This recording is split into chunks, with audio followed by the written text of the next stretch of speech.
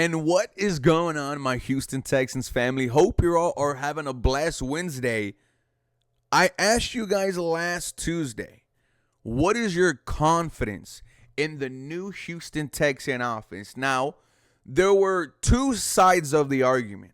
There was one side that was very concerned, and there was one side that said it's only week one. Now, I'm going to talk about the people who said that because I believe you are part of the problem. Before we get into it, episode brought to you powered by Sleeper, the #1 fantasy sports app at the moment.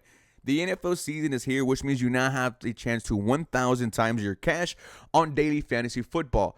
Football has never been more exciting than it is now with players like CJ Stroud, Pat Mahomes, Lamar Jackson, Justin Jefferson, etc. Pick on stats for these stars like touchdowns, passing yards, receiving yards, fantasy points, and more for up to a 1,000 times payout on Sleeper. Get your picks right and you could win big. Use promo code 713HOU and you get up to a $100 match on your first deposit. Terms and conditions apply.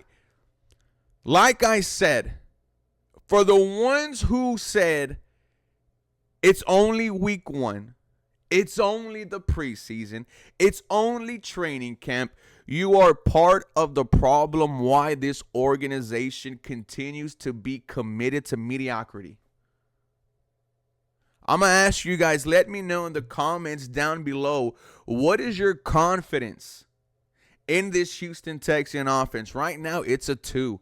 I am not going to lie to you guys. I don't have much. The entire offense from top to bottom is not working right now.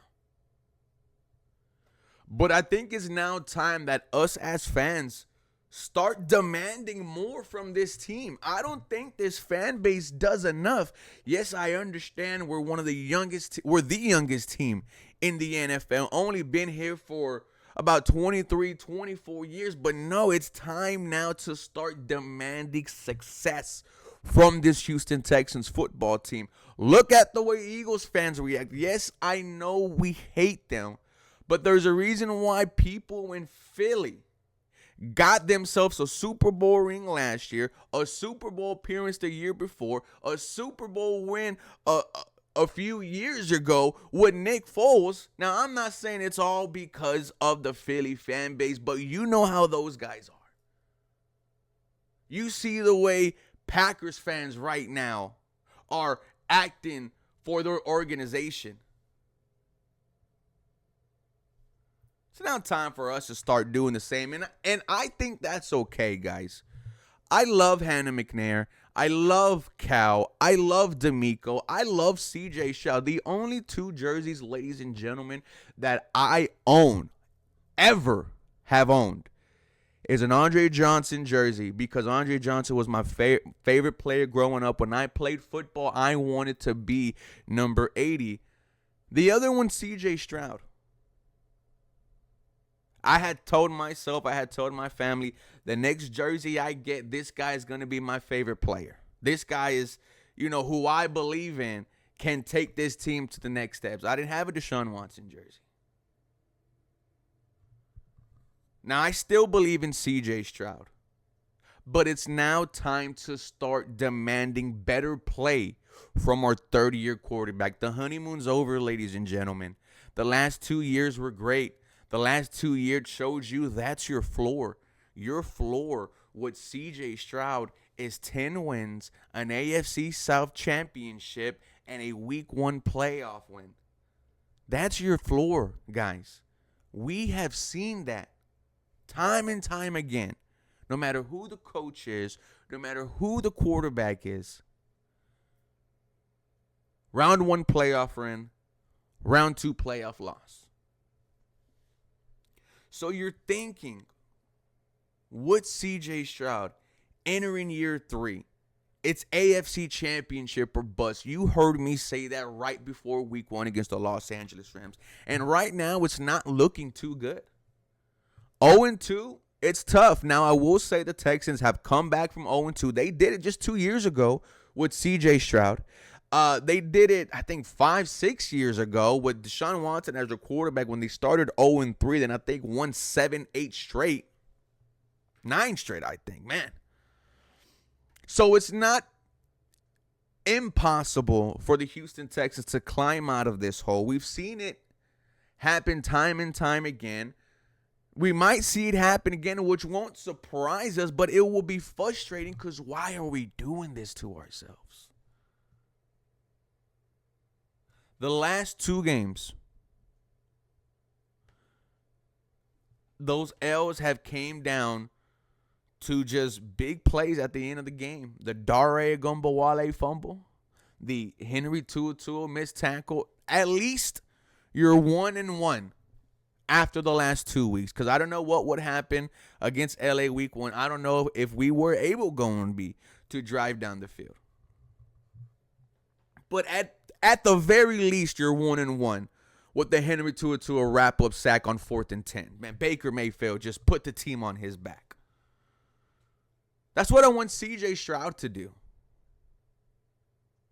I want to see C.J. Stroud become that elite quarterback that he put himself in. C.J. Stroud put himself in top 5 conversations 2 years ago. I've heard a lot of people say right now C.J. Stroud is not elevating the Houston Texans players. I agree. Someone put on Twitter that C.J. Stroud is waiting for wide receivers to get open instead of throwing them open. I agree. Someone said that the mannerisms, his attitude from year 1 to year 3 is different, negative, and I agree. But it's not all his fault. Like I've said time and time again, C.J. Stroud is the least of the issues in my opinion. But I'm still demanding him to play better. I look at the roster construction. I look at the way the offensive line built. It's still bad. It might be worse than last year's if we're being completely honest. C.J. Stroud, another 40+% pressures on his dropbacks, sacked 3 times. How do you want your quarterback to ever succeed in that situation? There's a curse right now in Houston. You just cannot protect your quarterback. You went the cheap route. You went the bargain hunting route. Bringing in Laken Tomlinson. He's not playing good. Laken Tomlinson is playing horrible. This was a guy that said, the reason why you want me is because I start every single game and I'm healthy every single game. Well, buddy, right now, I'd rather have you off the field. Your only bright spot on the offensive line is Ariante Ursery. And you did not know if that was going to hit or not. We still don't know. But Ariante Ursery looked pretty damn good against Tampa Bay. Good bounce back game after week 1. We know what Titus Howard is. He's going to give you good tackle, good guard play. But outside of that, your offensive line's a disaster. It continues to be a disaster. And you know what you did in the offseason? Instead of bringing in a new offensive line coach, you promoted Cole Popovich, who was a part of this offensive line, one of the worst offensive lines in the NFL last year. Me and Harley were screaming, bring in Mike Munchak. Bring in experience. That's what we wanted at the end of the day. Experience. We know this D'Amico Ryans defense is going to be it. But we need someone experienced to handle this offense. Mike McDaniels, I'm waiting for you to be calling plays in Houston. I am waiting. Is there a scenario where Nick Caley? Because let me get some stats if I could still have some. Let me see if I like them on Twitter. Okay, so the highest drop back during snap motion rates through week 2. The Texans were number 31. Okay, here we go. From Scott Barnes, the new Texans OC Nick Caley looks like a downgrade from Bobby Slowick, at least based on fantasy PTS data. Play action rate last year, the Houston Texans ran play action 26.5% of the time. That was 16th in the league. This year, 15.6%. That's 4th lowest. Pre-snap motion. The Houston Texans last year, 18.1%, 16th in the league. This year, 6.3, second lowest. He said, I also hate how he's using Nico Collins, stripping out a ton of his high value routes. Immediate route rate 2023, 45.8%. 2024, 41.3%. This year, 27.3%. What is going on? Also, this was brought up by Texans, how predictable the offense has come. So under center, a design pass was used. Let me see. So when the Texans were under right. Let me get this right. When the Texans were under center, they threw the ball 33% of the time. They ran the ball 67% of the time. In shotgun formation, the Houston Texans passed 83% of the time and rushed 17% of the time. What are we doing? This is predictable. You know what else is predictable? When Dare Agumbawale is out there on the field, we know he's not running the football. We know he's going to be a non-factor. We know that.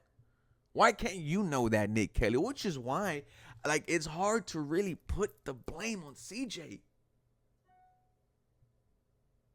It really is hard. Where are the rookies? Why are we waiting on Braxton Berrios and Christian Kirk to come back? Start the experiment early with Jaden Higgins and Jalen Noel. These two young wide receivers are begging to be put on the field. Jalen Noel, almost 150 yards in returns. You have week 3 against Jacksonville coming up. Now, Jacksonville has always been a get-right game for the Houston Texans. I don't think you lost in Jacksonville in the last 7 years. I have it being a low-scoring game. I'm not going to give that, that score prediction just yet. But if the Houston Texans don't win, it's over. It's over. 0-3 is going to be hard to overcome.